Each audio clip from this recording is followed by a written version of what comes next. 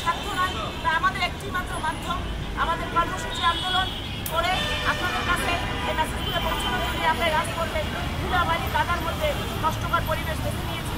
আমরা এখানে আছি খেয়ে না খেয়ে, আমরা রাত্রি 24 ঘন্টা লাগাতারভাবে আছি।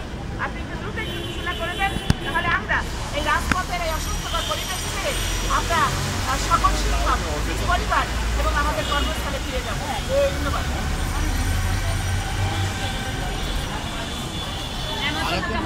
ধন্যবাদ আপনাকে।